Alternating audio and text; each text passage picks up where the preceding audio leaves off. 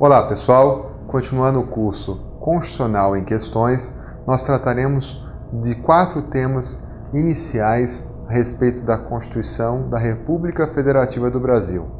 O primeiro deles, a função do preâmbulo da Constituição do Brasil. O segundo, forma de Estado. O terceiro, forma de governo. E o quarto, os fundamentos da República Federativa do Brasil.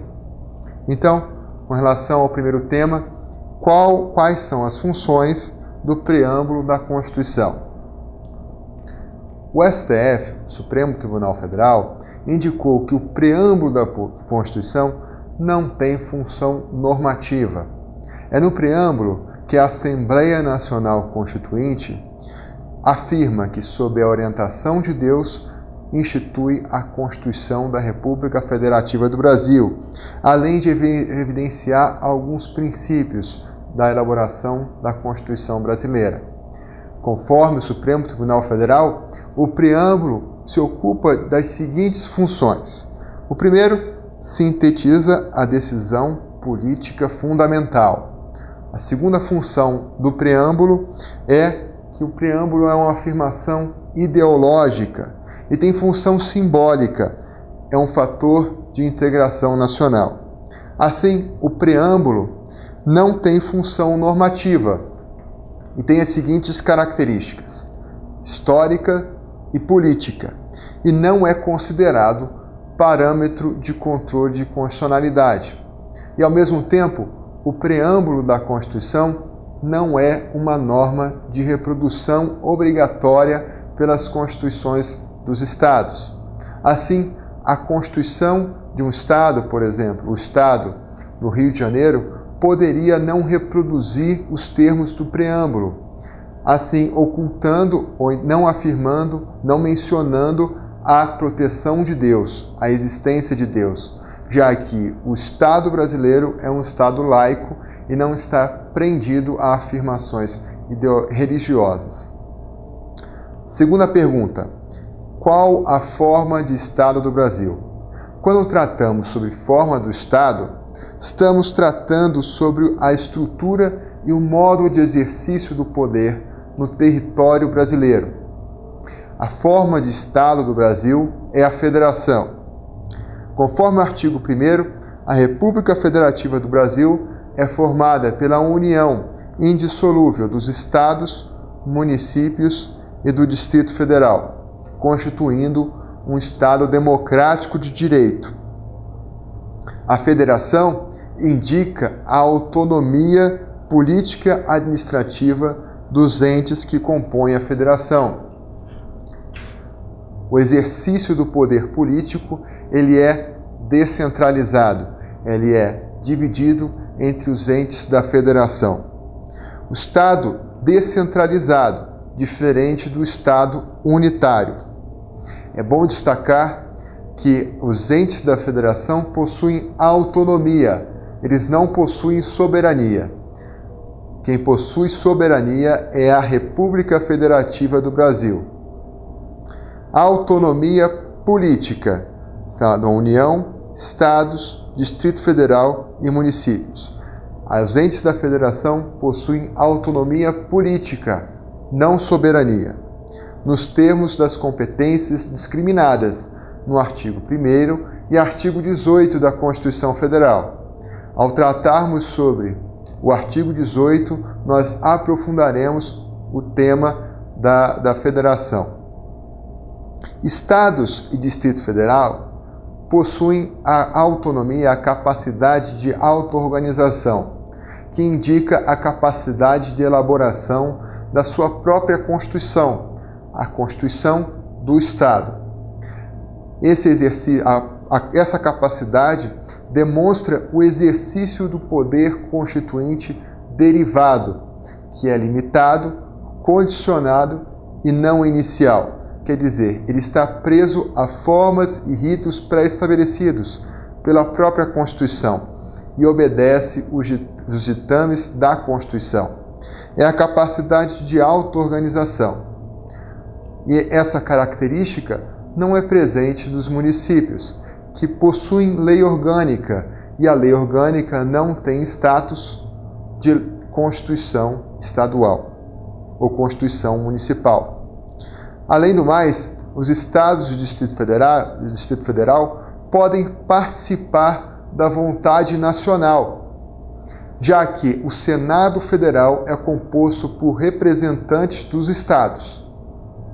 Outra característica distinta presente nos estados, que não está presente nos municípios, é que os estados eles podem propor emenda à Constituição, conforme artigo 60, inciso 3 da Constituição da República Federativa do Brasil, por meio da manifestação de mais da metade das assembleias legislativas. Essa característica também não está presente na realidade dos municípios. A forma federativa, que é a federação, é uma cláusula pétrea, conforme artigo 60, parágrafo 4º, inciso 1 da Constituição Federal. Isso indica a impossibilidade, a não existência do direito de secessão, quer dizer, os estados eles não podem ser soberanos, eles não podem se desprender da federação. E a indissolubilidade do Pacto Federativo. Próxima pergunta é a seguinte: qual a forma de governo? Quando tratamos sobre forma de governo, estamos estudando o modo pelo qual o poder político é instituído e exercido. É a relação entre o governante e os governados. A República Federativa do Brasil, formada pela união indissolúvel dos estados, Distrito Federal e município, constitui-se em Estado democrático de direito e, conforme o parágrafo único do artigo 1º da Constituição, todo o poder emana do povo, que o exerce por meio de representantes eleitos ou diretamente, nos termos dessa Constituição. Então, a República é a forma de governo.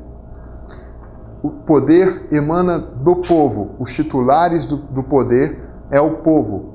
O povo é o titular do poder. E quais são os elementos da República? Primeiro elemento, a alternância do poder.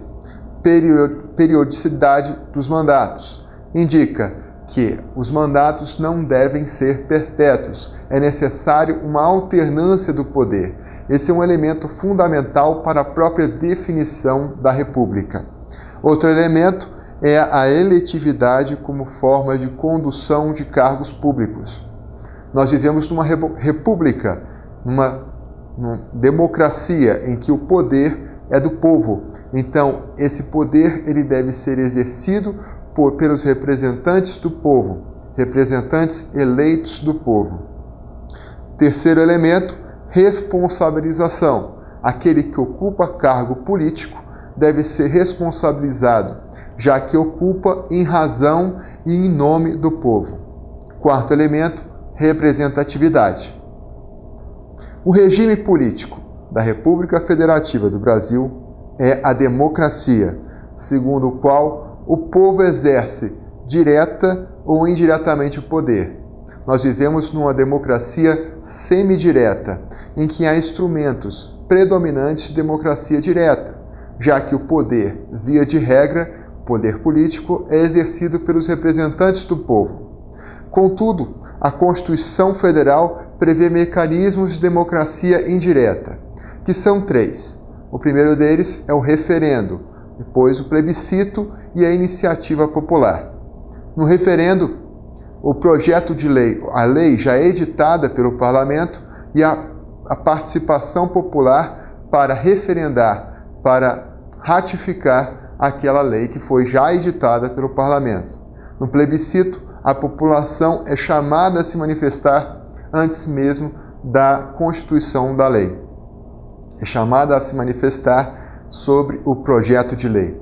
Na iniciativa popular, a própria população ela dá início ao projeto de lei. Ela se manifesta da seguinte forma: para que haja a manifestação dessa lei, é necessário a manifestação de 1% do eleitorado nacional dividido pelo menos em 5 estados e que representem pelo menos 0,3% dos eleitores de cada um deles, 1% da população nacional, dividido em 5 estados pelo menos e 0,3% no mínimo em cada estado, cada um desses 5 estados. A próxima pergunta: quais são os fundamentos da República Federativa do Brasil? É utilizada uma forma mnemônica para gravar os fundamentos, que é Sociediva Plu: soberania, cidadania, dignidade da pessoa humana, valores sociais do trabalho e da livre iniciativa e pluralismo político. Sociediva Plu.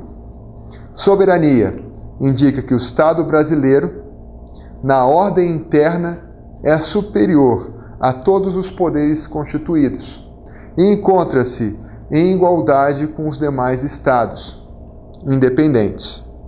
Cidadania indica que o Estado brasileiro deve promover a igualdade material, e a participação do povo nas decisões políticas. A cidadania decorre do Estado Democrático de Direito. Outro fundamento da República Federativa do Brasil é a dignidade da pessoa humana.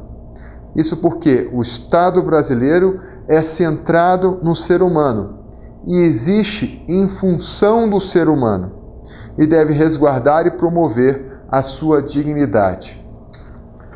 Outro fundamento da República Federativa do Brasil são os valores sociais da livre iniciativa e do trabalho. O Estado adota o modelo do capitalismo e são os seguintes reflexos dessa adoção do modelo. O Estado deve impedir a concessão de privilégios econômicos condenáveis.